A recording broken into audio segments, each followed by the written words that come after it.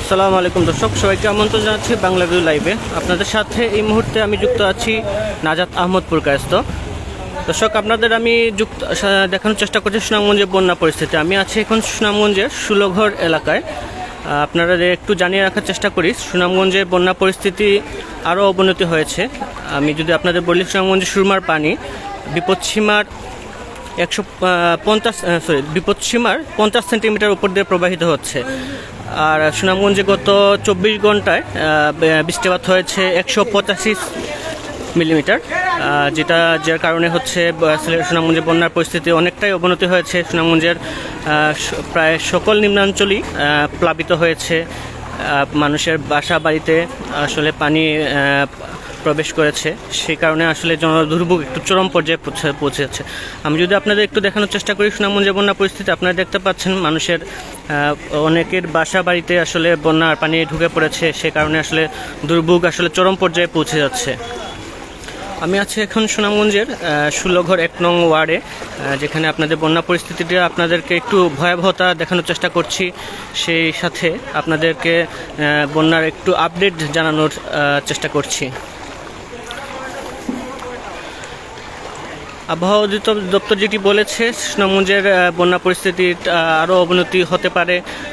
যেটি বলছে তারা, সুনামগঞ্জের আসামের আর প্রচুর বৃষ্টিপাত হওয়ার কারণে সুনামগঞ্জের বন্যা পরিস্থিতি আসলে আরও অবনতির দিকে যাচ্ছে। এই পরিস্থিতি বন্যার পরিস্থিতি আরও অবনতি হতে পারে বা বন্যার পানি আরও বাড়তে পারে, এমনটা ধারণা করছেন আবহাওয়া দপ্তর। পানি উন্নয়ন বোর্ড যেটি বলছে সেটি হচ্ছে, পানির যে প্রবাহ আছে সেটি অব্যাহত থাকবে আর 2-1 দিন। সেক্ষেত্রে আসলে জনদুর্ভোগ আর একটু চরম পর্যায়ে পৌঁছতে পারে। সেক্ষেত্রে আমরা যেটি জানতে পেরেছি, বন্যার পরিস্থিতি আরও অবনতি হতে পারে। দর্শক, আমরা আছি এখন সুনামগঞ্জের 16 ঘর এলাকাতে। আপনারা দেখতে পাচ্ছেন বন্যার পরিস্থিতি আসলে কতটা ভয়াবহ পর্যায়ে পৌঁছে গেছে। মানুষের নদীর পানি আসলে রাস্তাঘাটে বা মানুষের ঘর বাড়িতে উঠে যাচ্ছে ওভারফ্লো হয়ে। সে কারণে আসলে জনদুর্ভোগ আসলে অনেকটাই চরম পর্যায়ে পৌঁছে যাচ্ছে। আপনারা দেখতে পাচ্ছেন অনেকেই যারা নিত্য প্রয়োজনীয় কাজে বের হচ্ছেন, তাদেরকে আসলে অনেকটাই বেগ পোহাতে হচ্ছে।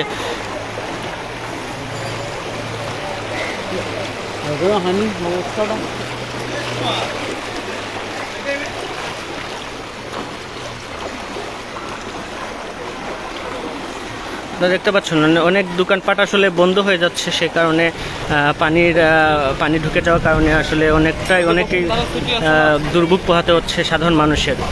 তারা আসলে অনেকেই স্কুল শিক্ষার্থীরা আছেন, তারা আসলে হাঁটু পানি বা কোমর পানি পেরিয়ে আসলে স্কুলে যাচ্ছেন। অনেকের যানবাহন আসলে বিকল হয়ে যাচ্ছে, সেক্ষেত্রে তারা আসলে অনেকটাই দুর্ভোগ পোহাতে হচ্ছে। দর্শক, আমরা আছি এখন সুনামগঞ্জের 1 নং ওয়ার্ডের 16 ঘর এলাকায়। আপনারা দেখার চেষ্টা করছি এখানে বন্যা পরিস্থিতির সার্বিক অবস্থাটা।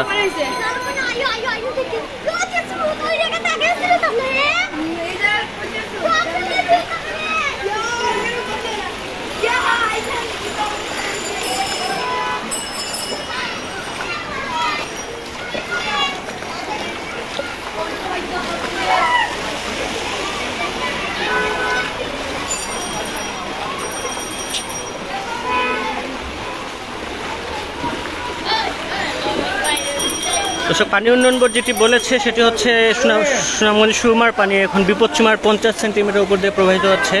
গত 24 ঘন্টায় এখানে সুনামগঞ্জে প্রায় 185 মিলিমিটার বৃষ্টিপাত রেকর্ড করা হয়েছে। এটি আসলে অনেকটাই ভয়াবহ রূপ নিচ্ছে সুনামগঞ্জে বন্যার পানি।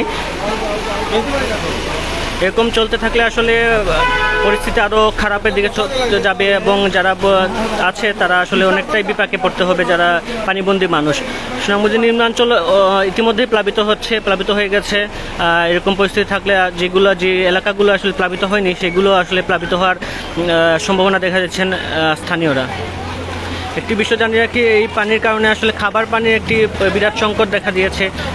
বন্যার পানিতে আসলে অনেকের নলকূপ বা যে রিজার্ভ ট্যাঙ্কিগুলো আছে সেগুলো আসলে পানিতে নিমজ্জিত হওয়ার কারণে খাবার পানির একটি বিরাট সংকট দেখা দিয়েছে।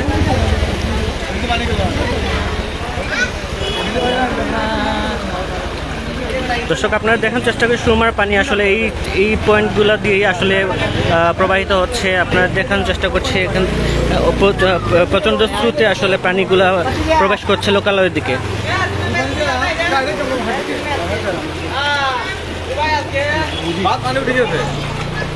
দর্শক, বাংলা ভিউ লাইভ এখানেই শেষ করছি। আগামীতে আবারও নতুন কোনো আপডেট নিয়ে আপনাদের সাথে যুক্ত হব। ততক্ষণ সবাই ভালো থাকুন, সুস্থ থাকুন, বাংলা ভিউর সাথেই থাকুন।